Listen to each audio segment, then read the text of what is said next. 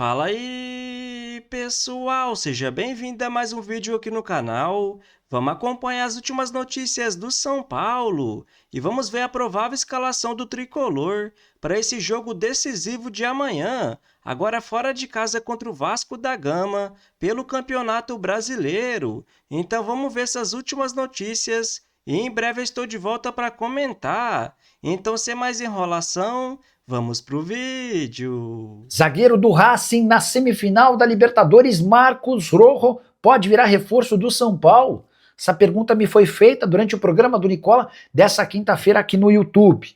Não sabia de nada a esse respeito e repassei por uma fonte que está participando de todo o processo de definição do elenco para 2026. E a resposta foi, abre aspas, nunca falamos sobre esse nome. Quero usar esse exemplo do Marcos Rojo para contar para vocês o que o São Paulo procura e o que o São Paulo não procura em relação a reforços para a próxima temporada. O São Paulo fará alguns investimentos no mês de janeiro, até porque entende que em janeiro há a necessidade de ser a janela mais forte da temporada, especialmente por conta da antecipação do Campeonato Brasileiro. Você sabe que Brasileiro e Campeonato Paulista vão acontecer de forma simultânea a partir do próximo ano.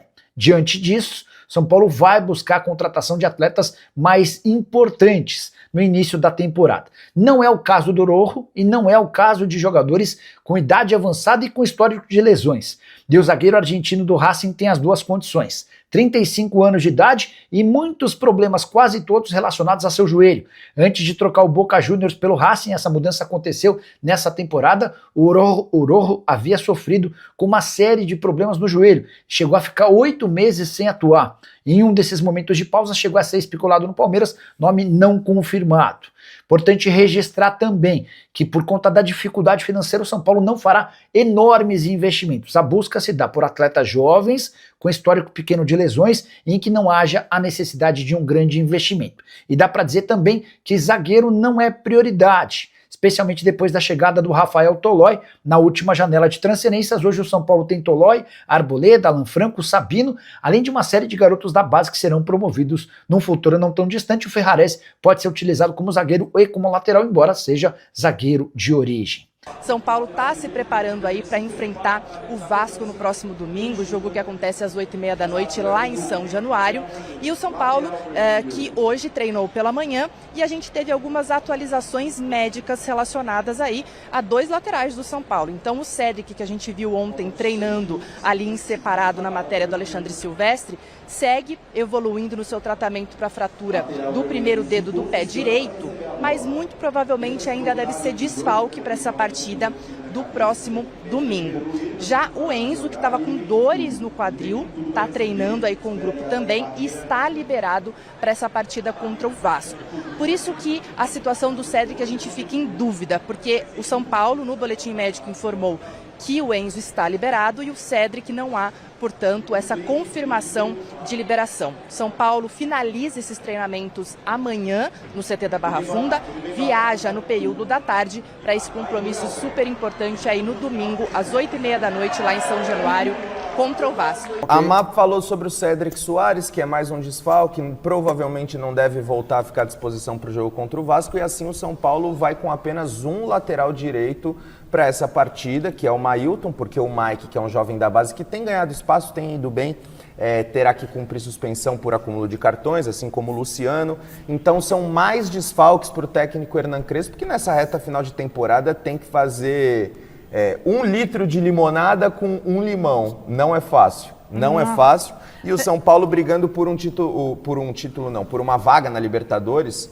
e agora tem ficado um pouquinho mais fácil, né? Porque com Palmeiras e Flamengo na final da Libertadores, com a possibilidade do Cruzeiro chegar à final da Copa do Brasil, o G7 pode virar G8. O São Paulino, primeiro que é o clube grande mais jovem do país, não fez 100 anos ainda. O São Paulino é o subestimado pelo Flamengo e pelo Palmeiras. É o que acordou hoje e fala, putz, os caras vão ser ou um ou outro 4 vezes campeão, vai superar o São Paulo. Ele está vendo as marcas sendo superadas. O São Paulino estava acostumado a ser o maioral. E eu não acho isso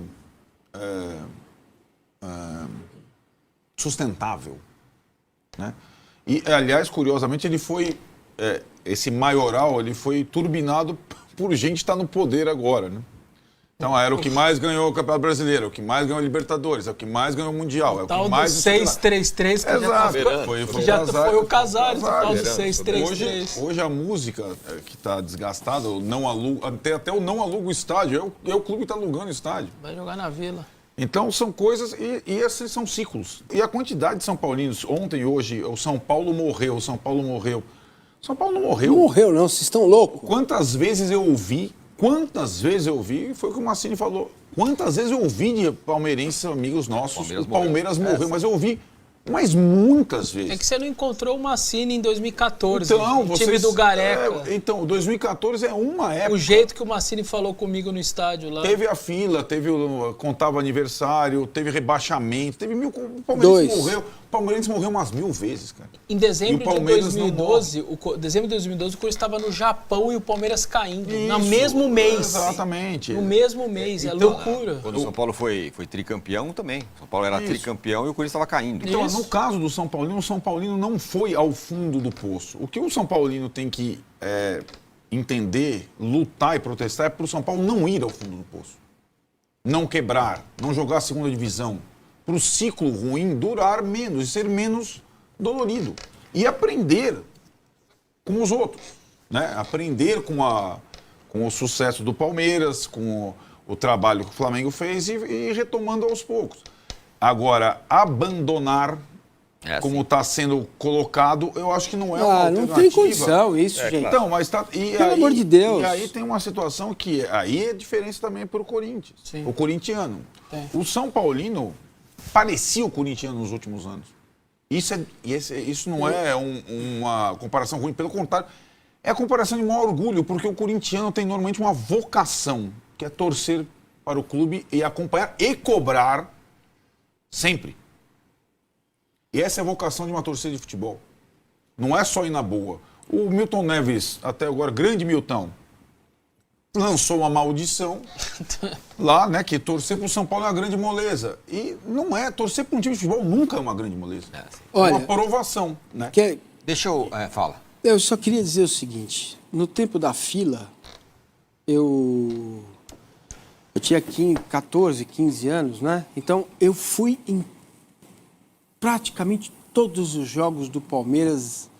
Em casa eu fui em todos. Fosse no Parque Antártica, no Morumbi, no Pacaembu, eu ia em todos os jogos. E no interior, quando eram viagens mais perto, né, Bragança, não dá para dizer que Santo André é uma viagem, mas Grande ABC e tal, não dava para ir para Ribeirão Preto, Matão, isso não dava para ir. Mas depois que o Palmeiras saiu da fila, em 93, eu diminuí a minha idade, porque eu pensei, agora não precisa mais tanto da minha pessoa lá. Claro. Sabe? O time precisa quando... sabe, esse sentimento, assim como eu estava na arquibancada lá no Barradão, quando o Palmeiras foi rebaixado, né? E quando eu vi, gente, eu fui na despedida do Parque Antártico, Palmeiras e Boca, o Palmeiras perdeu. Acho que perdeu o jogo, hein? Palmeiras e Boca, despedida do Parque Antártico, o Palmeiras perdeu. E quando eu vi o estádio em ruínas, o clube social em ruínas, eu falei, cara, se a W Torre tiver um piripaque no meio do caminho... Ferrou. Ferrou não, acabou. Como é que vai ressurgir? Vocês se lembram da imagem de Arnaldo Tironi, presidente do Palmeiras, com aquela banheira da Lídice, onde estava Lúcio e um outro jogador, com os caras comprando gelo na padaria para jogar o gelo na piscina. Então, gente, pode demorar um pouco mais por causa das circunstâncias, como gosta de falar o Tironi. A distância está muito grande entre Palmeiras e Flamengo para os outros clubes.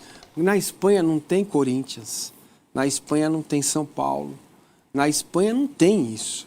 Então, basta que a gente tenha um pouco de paciência para que a coisa recupere. E o que o Arnaldo falou é uma coisa muito interessante. Segura agora para que não seja tão doloroso como foi para o Palmeiras, com 2 rebaixamentos, ou para o Corinthians, né?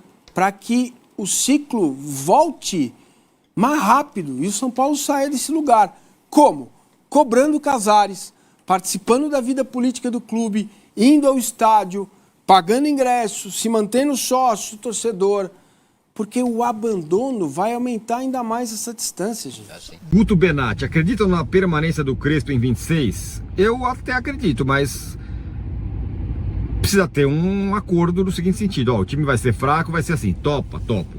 Não, não topo, porque eu quero contratação, então não dá. Pra mim tem que ser assim. Mas o que você acha, não? Não, São Paulo vai ter que contratar para qualquer técnico. Não, sei, vai contratar, mas depende do... Não, eu acho que o Crespo tem que entender para a permanência dele se o projeto do São Paulo para 2026 está compatível com a expectativa dele. Ele construindo o projeto desde o início, ele passa a ter também responsabilidade, como tinha o Zubeldia. O que ele quer, ele não é que ele tá se eu não contratar o Messi, eu não vou ficar. O que ele quer é ter perspectiva. O torcedor do São Paulo tem perspectiva. Imagina o técnico do São Paulo trabalha hoje. Claro. Ou ele tem uma perspectiva do que vai ser o ano, ou acho difícil ele continuar. Guilherme Scatena, qual a expectativa de vocês para a montagem do elenco para 26? A janela será movimentada no São Paulo? A primeira será, né, em tese. Sim, na medida do quanto pode ser movimentada uma janela do São Paulo. Mas diga, não. A primeira agora em janeiro, né? Sim, esse consenso óbvio que existe agora, reforçado a cada partida de futebol que acontece, que o São Paulo vai precisar contratar atletas mais jovens, né? Na faixa dos 26, 28, é a base dessa reformulação, dessa janela. Sim, ela deve ser intensa e movimentada, porque há um consenso em que esse elenco não funcionou nessa temporada, sobretudo no aspecto físico, no aspecto das lesões, no aspecto da idade. Thiago Gonçalves, uma pergunta relacionada até.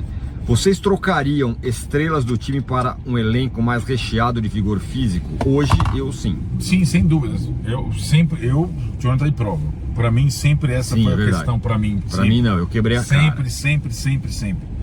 Agora, a cada ano, o que foi feito no início desse ano torna mais difícil essa reformulação agora, com um monte de gente mais velha com contrato longo, né? É difícil fazer isso. Vai ter que repactuar contratos? Como é que vai fazer? O que mais? Vinícius Cajueiro, advogado do diabo. Não vejo diferença em jogar no Morumbi ou na Vida. A torcida abandonou o time igual à diretoria. Então, de novo, falei isso em vários CNPJs esse final de semana.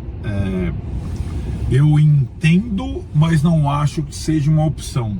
Eu entendo o enfado da torcida com essa direção, com esses rumos, com o sucesso dos rivais, mas, de novo, eu miro sempre nessa situação, não no sucesso no Palmeiras, mas na abnegação do Corinthians. Então, a torcida do São Paulo, que se aproximou da torcida do Corinthians esse tempo, por empurrar, por cobrar, por fiscalizar, abandonar não é uma opção. Para mim não é uma opção de... Mim também não. Também acho. Nunca deveria ser uma opção. Então vamos comentar sobre essas últimas notícias do São Paulo. E o Tricolor volta a campo nesse domingo para mais um jogo decisivo, agora jogando fora de casa contra o Vasco da Gama pelo Campeonato Brasileiro. Uma partida muito importante para o São Paulo tentar buscar os 3 pontos, mesmo fora de casa, ou pelo menos um empate, para ainda continuar sonhando com a vaga na próxima Libertadores, ou pelo menos na pré-Libertadores, porque o São Paulo está em 9º, 1 ponto atrás apenas do Vasco, adversário desse domingo. Se o São Paulo vencer, assume a 8ª colocação, mas se perder, o Vasco abre 4 pontos do São Paulo. E por que é tão importante ficar em 8º? Porque se o Cruzeiro, por exemplo, ganha uma Copa do Brasil e o Flamengo a Libertadores, vai ter G8 no campeonato.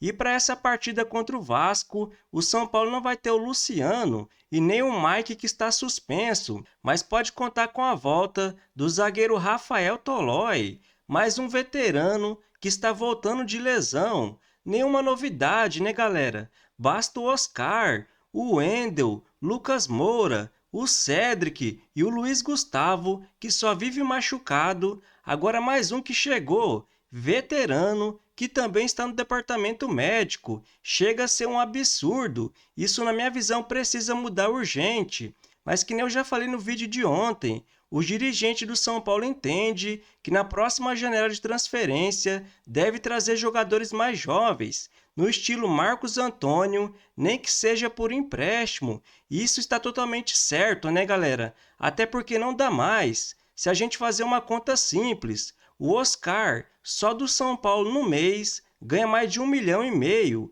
Lucas Moura, 1,8 milhão. O Wendel, 1 milhão. Luiz Gustavo, 700 mil. Cedric e Rafael Tolói deve ganhar uns 300 mil cada por mês. Se a gente contar 12 meses, mais o 13º, o São Paulo deve gastar com esses jogadores no ano mais de 70 milhões de reais. Isso é um absurdo. E para essa partida decisiva de domingo contra o Vasco, uma provável escalação do São Paulo deve ter Rafael no gol, a linha de 3 zagueiros, com Alan Franco, Arboleda e Ferrarese, na direita Mailton e na esquerda Enzo Dias, no meio-campo Pablo Maia, Bobadilla e Marcos Antônio, na frente Lucas Moura e Tapia. E agora vamos ver a situação do São Paulo no Campeonato Brasileiro. No momento, o Mirassol, que vem fazendo uma ótima campanha, é o 4º colocado com 55 pontos, posição que o São Paulo não consegue mais alcançar praticamente. O 5º colocado, Bahia, com 49 pontos, também é muito difícil. Já o 6º colocado, Fluminense, e o 7º, Botafogo, os dois com 47 pontos, está 6 pontos à frente do São Paulo, já é uma posição mais possível. Já o 8º colocado, Vasco da Gama, tem 42 pontos, apenas 1 ponto à frente do São Paulo, que está em 9º com 41. O São Paulo, em 30 jogos, venceu 11, empatou 8 e também perdeu 11. Abaixo do São Paulo está o Corinthians, em 10º com 39 pontos. Em 11º está o Grêmio, também com 39 pontos. Em 12º, o Bragantino. Em 13º, o Atlético Mineiro, os dois com 36 pontos. Então, o São Paulo precisa tentar vencer o Vasco, ou pelo menos empatar, né, galera? Não tem outro jeito para tentar se classificar para a próxima Libertadores. E após essa partida contra o Vasco, o São Paulo vai ter mais 7 jogos pela frente pelo Campeonato Brasileiro. O complicado é que os 4 jogos que restava para o São Paulo jogar em casa, agora vai ser na Vila Belmiro. Então, no dia 5, enfrenta o Flamengo. No dia 8, o Red Bull Bragantino, os 2 jogos na Vila Belmiro. No dia 19, enfrenta o Corinthians fora de casa. No dia 23, joga em casa contra o Juventude. Esse jogo também deve ser na Vila Belmiro. No dia 30, joga fora de casa contra o Fluminense. No dia 3 de dezembro, também deve jogar na Vila Belmiro contra o Internacional. Já no dia 7, fecha o Campeonato Brasileiro, agora jogando fora de casa contra o Vitória. Então o São Paulo vai ter uma sequência pesada pela frente, mas na minha visão, se fazer um bom jogo, assim como foi contra o Bahia, o São Paulo tem muita chance de buscar, sim, essa vaga na próxima Libertadores. Então, se você curtiu o vídeo, deixa seu like, se inscreva no canal e até a próxima!